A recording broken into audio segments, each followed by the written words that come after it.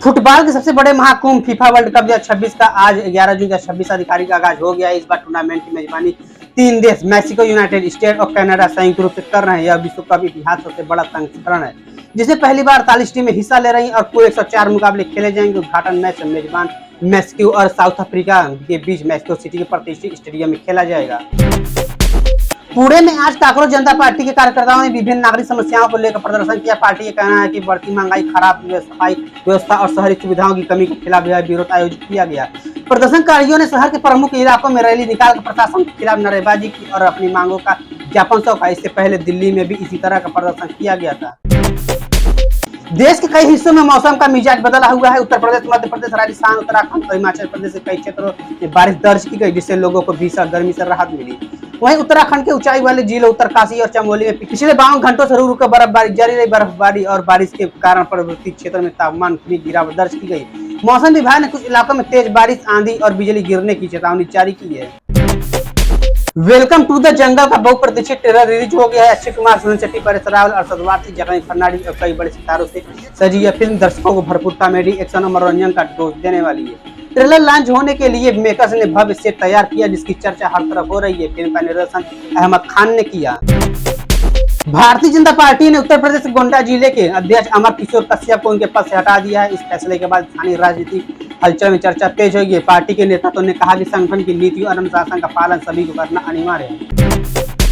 मौसम विभाग के अनुसार 11-12 जून 2026 को सक्रिय पश्चिमी विक्षोभ के प्रभाव से पश्चिमी हिमालयी क्षेत्रों में मौसम का मिजाज बदल सकता है। जम्मू कश्मीर, लद्दाख, हिमाचल प्रदेश और उत्तराखंड के ऊंचाई वाले इलाकों से हल्की सी मध्यम बारिश के साथ बर्फबारी की संभावना जताई गई है। इसके अलावा मैदानी क्षेत्रों में भी बादल छाने, तेज हवाएं चलने और कहीं कहीं गरज चमक के साथ बारिश होने के आसार हैं। मौसम में इस बदलाव से तापमान में गिरावट दर्ज की जा सकती है, जिससे लोगों को गर्मी से राहत मिलेगी। मौसम वैज्ञानिकों ने पर्वतीय क्षेत्रों में यात्रा करने वाले लोगों को सतर्क रहने की सलाह दी है। किसानों के लिए यह मौसम लाभकारी माना जा रहा है, क्योंकि इससे मिट्टी में नमी बढ़ेगी और खरीफ फसलों की तैयारी को भी मदद मिलेगी। केंद्र सरकार ने अहमदाबाद मेट्रो रेल परियोजना के विस्तार को मंजूरी दे दी है। इस परियोजना का उद्देश्य शहर में सार्वजनिक परिवहन व्यवस्था को अधिक आधुनिक, तेज और सुविधाजनक बनाना है। मेट्रो विस्तार से शहर के विभिन्न हिस्सों के बीच कनेक्टिविटी बेहतर होगी और यात्रियों को आवागमन में कम समय लगेगा। इसके साथ ही सड़क यातायात को दबाव कम होगा और प्रदूषण में भी कमी आने की उम्मीद है। परियोजना के निर्माण से स्थानीय स्तर पर रोजगार के नए अवसर पैदा होंगे। भारतीय नौसेना की युद्ध क्षमता और समुद्री सुरक्षा को मजबूत करने के लिए रक्षा मंत्रालय ने उन्नत इलेक्ट्रॉनिक जैमर प्रणाली खरीदने की प्रक्रिया को आगे बढ़ाया। ये आधुनिक जैमर दुश्मन के संचार, रडार और इलेक्ट्रॉनिक संकेतों को बाधित करने में सक्षम होंगे, जिससे युद्ध या सुरक्षा अभियानों के दौरान नौसेना को रणनीतिक बढ़त मिलेगी।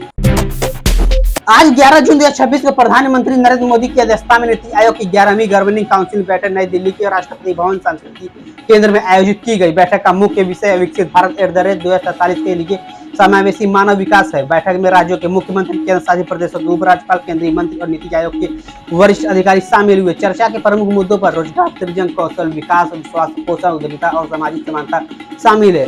इस बैठक का मुख्य विषय ये था कि केंद्र और राज्यों के बीच सहयोग बढ़ाकर 2047 तक विकसित भारत के लक्ष्य को प्राप्त करने के लिए साझा रोडमैप तैयार करना है। अब चलिए जानते हैं क्या है नीति आयोग। देखिए, NITI Aayog national institution for transforming India Bharat सरकार का प्रमुख नीति निर्माण संस्था है, जिसकी स्थापना 1 जनवरी 2015 को हुई थी। यह देश के आर्थिक, सामाजिक और सतत विकास के लिए केंद्र और राज्यों के बीच सहयोग बढ़ाता है। नीति आयोग विभिन्न योजनाओं, सुधारों और विकसित भारत जैसे लक्ष्यों के लिए सुझाव देता है। नीति आयोग का अध्यक्ष भारत का प्रधानमंत्री होता है और एक उपाध्यक्ष प्रधानमंत्री द्वारा नियुक्त होता है।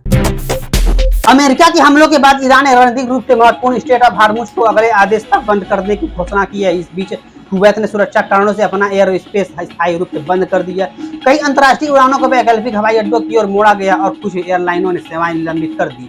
हॉर्मुज स्ट्रेट दुनिया से तेल व्यापार का एक प्रमुख मार्ग है। इसके बंद होने की आशंका से वैश्विक तेल बाजार, समुद्री व्यापार और विमानन क्षेत्र पर बड़ा असर देखने को मिल सकता है।